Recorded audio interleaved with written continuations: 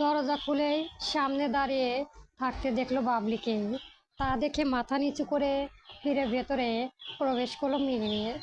আর মেহেরের পিছু পিছু বাবলি সে ঘরে এসে বলল, কি হয়েছে মেহের, শরীর খারাপ নাকি?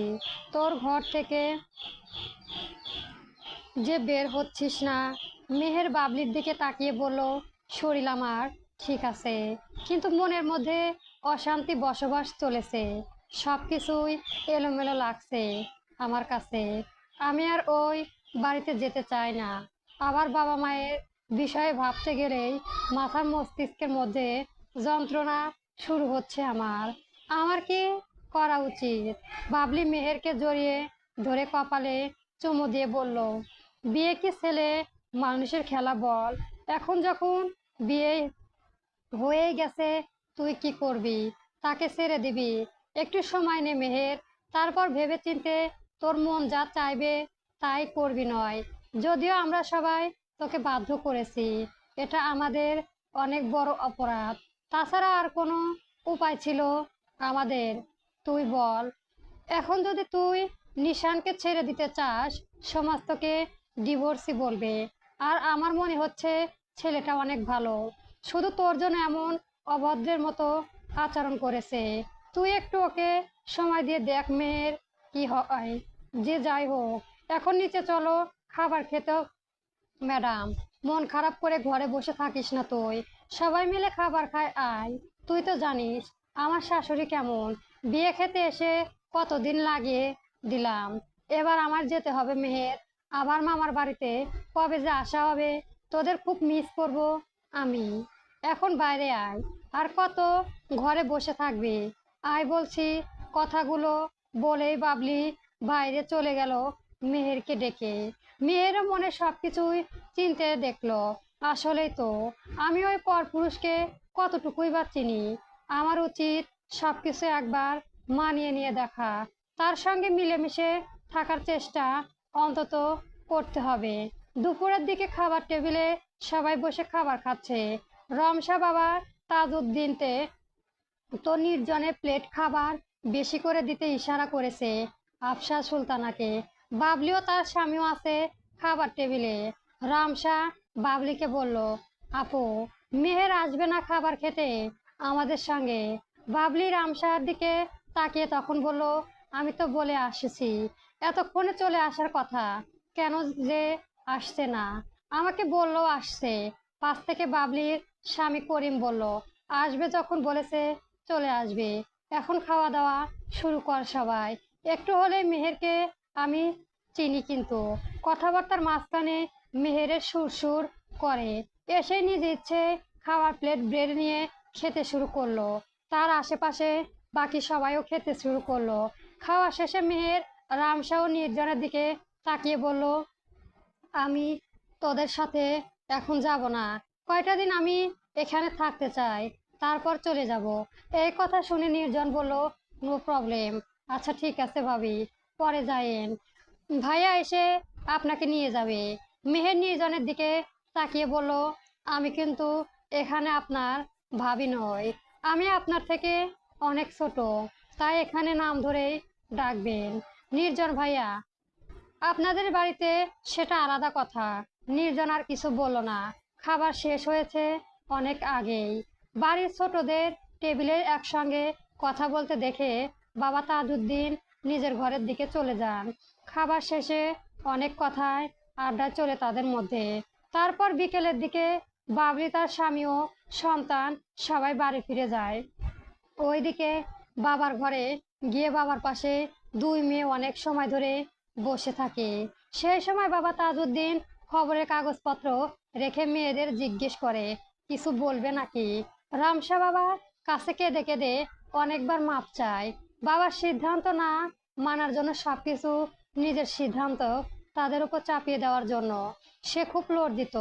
অনেক চাপের মধ্যে নিজের বাবা মাকে তার জন্য করতে হয়েছে। ছোট মেহের বাবার হাত ধরে অনুরোধের সুরে বলে, সে এখন ওই বাড়িতে ফিরতে চায় না, কিছুদিন সময় চায় তার। আবার কাল থেকে ভার্সিটিতেও যেতে হবে তার। সে আরো কিছুদিন এই বাড়িতেই থাকবে। এই কথাগুলো শুনেই দুই মেয়ের মাথায় হাত বুলিয়ে দিয়ে তাজউদ্দিন বললেন, বাবা, মা যতদিন আছে ঠিক ততদিনই এটা আমাদের বাড়ি। এতে অনুমতি কোনো প্রয়োজন নেই। যখন মন চাইবে চলে আসবে। বাবা আছে সবসময় তার মেয়ের জন্য। মনে থাকবে তো মায়েরা? দুই বোন একসঙ্গে তখন বলে উঠলো, হ্যাঁ। বাবা মেয়েদের মধ্যে বেশ কিছুক্ষণ গল্প সল্প করেই কাটিয়ে দেয় সে সময়ে। তারপরের দিনই সকাল সকাল আর কিছু না বলেই তাড়াহুড়ি খাওয়া নাস্তা খেয়ে ভার্সিটির উদ্দেশ্য বেরিয়ে পড়ে মেহের। ওইদিকে রামসা ও নির্জানও তাদের বাড়িতে ফিরে যায়। ভার্সিটিতে পৌঁছাতে গেটের সামনে মেহেরের দিকে একটা মেয়ে ছুটে এসে বলল, মেহের, তুমি ভার্সিটিতে আসনি কেন এই 2 দিন? বোনের সঙ্গে কি তোমার বিয়ে হয়ে গেছে নাকি? বুঝলাম না। এই কথা শুনে মেহেরের চোখ মুখ একটু শুকিয়ে যায়। তা দেখে সামনে মেহেরকে একটু ধাক্কা দিয়ে বলল, ও মা, রাগ করলে নাকি? আমি তো মজা করে বললাম তোমাকে। তোমার চোখ মুখে এমন মরা মরা হয়ে গেছে কেন? মেহের বুঝতে পারলো এত বড় ঘটনা তার বান্ধবী নাজিয়া এখনো জানে না। মুখে মিথ্যা হাসি টেনে বলল, তেমন কিছুই না। আমি রাগ করতে যাব কেন? আসলে আমি অসুস্থ হয়ে গিয়েছিলাম। তুমি ভেতরে চলো, ক্যান্টিনে বসে গল্প হবে সব। নাজিরা ভালো বন্ধু হওয়ায় পাশাপাশি বয়সেরও মেয়ের বড়, তাই তো খুব সম্মানের সঙ্গে কথা বলে তারা। এতদিন ভার্সিটিতে থাকার পরও কেউ তার বন্ধু হতে পারেনি, শুধু নাজিয়াই বাদে। নাজিরাকে হাত ধরে টেনে নিয়ে যেতেই ভার্সিটির কিছু সিনিয়রদের খপ্পরে পড়ে তারা দুজন। এটা প্রায়ই হয়ে থাকে, নতুন না। এর আগেও বেশ কিছু জনকেই বুলি করেছে তারা। কিছু সিনিয়র ছেলে তাদের পথ আটকায়। নাজিয়ার চোখ থেকে চশমা খুলে নিয়ে তাদের মধ্যে থেকে একজন দাঁত কেলিয়ে জিজ্ঞেস করে, নাজিয়া, তুমি কি আমাদের দেখতে পাচ্ছ? এইসব দেখে মেহের চুপ করে থাকতে পারল না। মেহের তখন বলল, কি আজব, চোখে চশমা খুলে নিলে কি ও কি করে চিনতে পারবে? ফিরিয়ে দিন বলছি। পাশের সব ছেলেগুলো হো হো করে হেসে উঠলো আর অবাক হয়ে যাওয়ার ভঙ্গিতে বলল, আসলেই তো। কানাকে জিজ্ঞেস করছি আমরা কে? আমরা এটা ঠিক করলাম না। নাও নাজিয়া, চশমা নাও। এই তো দেখি সবগুলো কানা নাগার এসে গেছে মাহমুদ ভাই। তবে বলতে হয় সুন্দর একটা জুনিয়র ও পেয়েছি আমরা। দেখো, মাহমুদ নামের সিনিয়র ছেলেটা এসেই চোখে চশমা ভাঁজ করে বলল, এই মেয়ে কি নতুন? সে জানে না সিনিয়রদের সঙ্গে কি করে কথা বলতে হয়। সিনিয়রদের মুখে মুখে তর্ক করছে সে। তার একটা সাজা দেওয়া উচিত। মাহমুদ, বলতো এই মেয়েটাকে কি সাজা দেওয়া যায়? পাশে আর একটা ছেলে কথা শুনে মাহমুদ মেহেরকে সোজা বলল, এই মেয়ে, তোমার হিজাব খুলে ফেলো। এই কথা শুনে যায় চটা করে মেহেরের মাথায় আগুন ধরে গেল। মেহের রাগী চোখে ছেলেগুলোর দিকে তাকিয়ে বলল, নিজেদের সীমার মধ্যে থাকুন। সিনিয়র বলে অনেক সম্মান করেছি। নয়তো মাহমুদ ছেলেটা বলল, নয়তো কি? হ্যাঁ, কি করবে তুমি? বাচ্চা মেয়ে কোথাকার, বড়দের মুখের উপর কথা বলো। কথাগুলো বলতে বলতে মেহেরের কাছে গিয়ে তার হিজাবের কাপড়ে হাত দিয়ে যাবে, ঠিক তখনই কেউ এসে মাহমুদের হাত ধরে মোচড় দিয়ে 4 থেকে 5টি ঘুষি মেরে বসলো। গল্পটি কেমন হয়েছে অবশ্যই কমেন্ট বক্সে জানাবেন। আর সাবস্ক্রাইব করতে ভুলবেন না। গল্প এক তীরে দুই নিশানা চলবে।